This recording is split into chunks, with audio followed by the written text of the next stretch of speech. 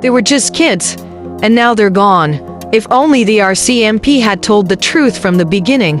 We trusted them.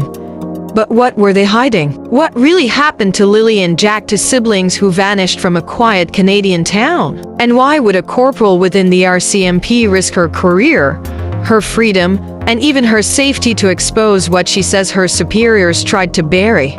We will uncover the truth as we progress in this video, but before we do, kindly like this video, comment your thoughts below. We'd like to hear from you, and please, do not forget to subscribe and be a part of our community today. Now the details. Lilly was just 6 years old, a gentle soul who loved sketching animals and filling her notebooks with doodles. Her brother Jack, 4, was bold and adventurous, the kind of younger brother who always made sure Lilly was safe. They lived in a small rural community, the kind of place where doors were left unlocked and neighbors looked out for one another. But one day, everything changed. Lilly and Jack disappeared without a trace. Their absence shattered their family and shook their town to its core, and soon, disturbing questions about secrecy, silence, and RCMP dealings would rise to the surface, questions that remain unanswered to this day. Lilly was the quiet one. She carried her sketchbook everywhere, filling the pages with drawings of birds, trees, and strange little dreamscapes that seemed too wise for a 6-year-old. Jack was the opposite, bold, restless, the kind of older brother who would ride his bike too fast, scrape his knees, and then laugh about it. But underneath that bravado was something unshakable. He never let Lilly out of his sight. Together, they were inseparable, a pair of siblings bound by a simple childhood rhythm: school, homework, play, home. In their small Canadian town, it was a routine that never seemed fragile until the day it broke. The last time anyone remembers seeing them, it was an ordinary afternoon, ordinary in the way that makes hindsight feel cruel.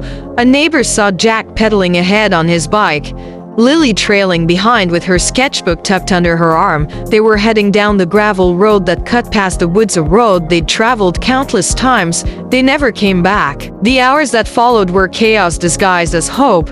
Their parents called their names until their voices broke.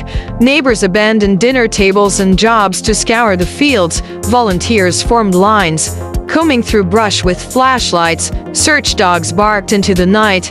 Helicopters traced slow circles above the tree line, and the RCMP arrived with clipboards and radios, promising order in the middle of panic. But order never came, because as the search grew louder, contradictions quietly slipped in.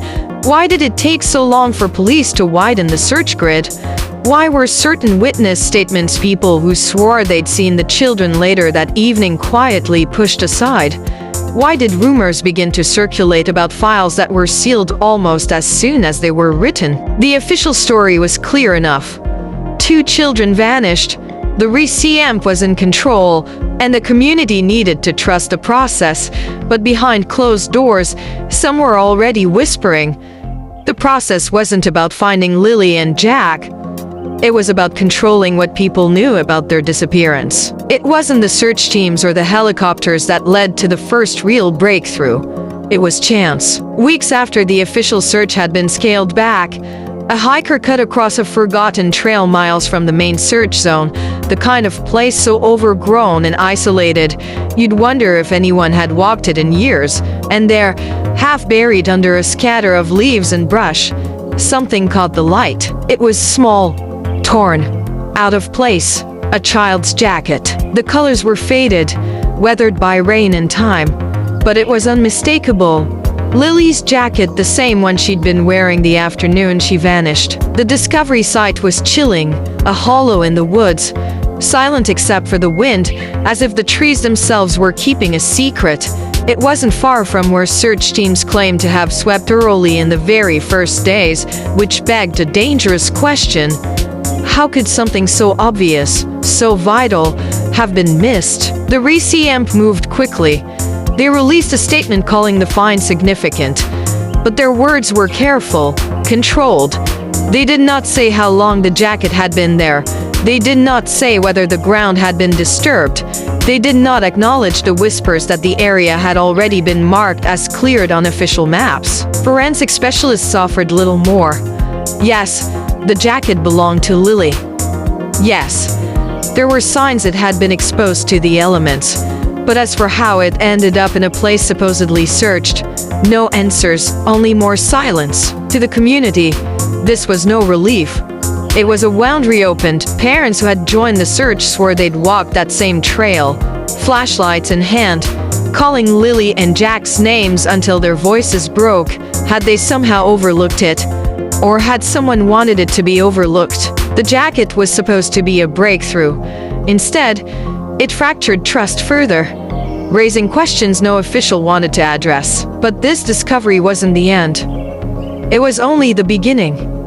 Because inside the RCMP, one officer had seen enough, and she was about to speak. When Lilly's jacket was found, the RCMP urged patience. They asked the public to trust the process, but trust was already collapsing, and what came next would shatter it completely. Because within the RCMP itself, one officer had grown tired of silence, Corporal Sandy. Through leaked memos, Sandy revealed a disturbing pattern.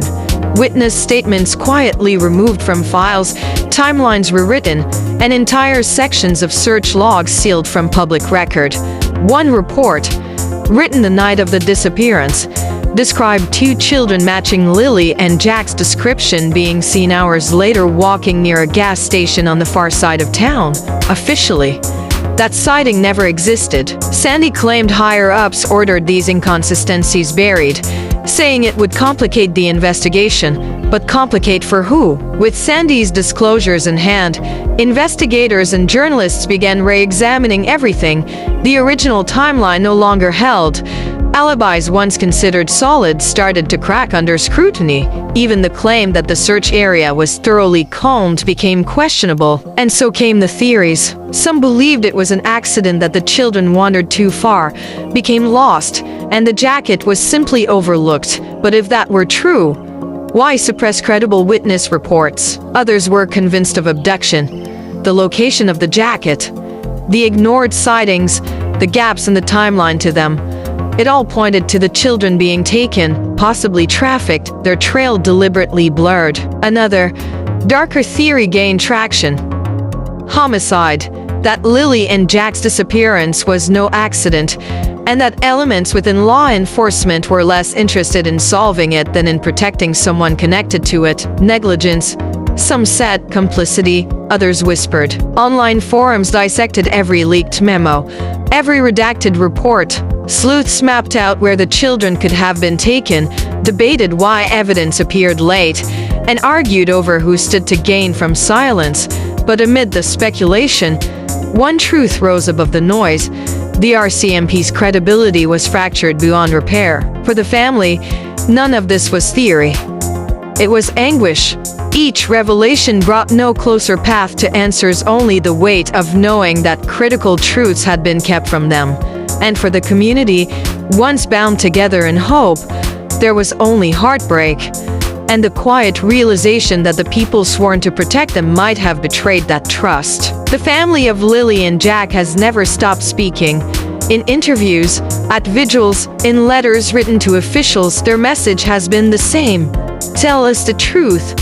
Their grief is not only for the children they lost, but for the knowledge that answers were withheld, that justice has been delayed, perhaps even denied. And yet, the questions remain.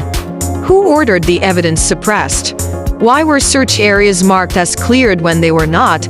Was this an investigation plagued by incompetence, or something far more deliberate? The silence from officials has left those questions echoing into the years, and in that silence, the memory of Lilly and Jack has become both fragile and sacred. Lilly, with her sketchbook full of dreams, and Jack, with his boundless energy and protective heart, two children bound together not only as siblings, but as best friends. They deserved a life measured in decades, not in mysteries. But their story doesn't have to fade. If you know something, and if you believe Corporal Sandy risked everything for the truth, Tell us in the comments below, do you think the RCMP hid what really happened to Lilly and Jack? Because sharing their story matters. Every voice, every question, every refusal to let silence when it all keeps their memory alive. Lilly and Jack should be remembered for who they were, not for the secrets that swallowed them. And if there's one truth left to hold on to, it is this: silence protects no one.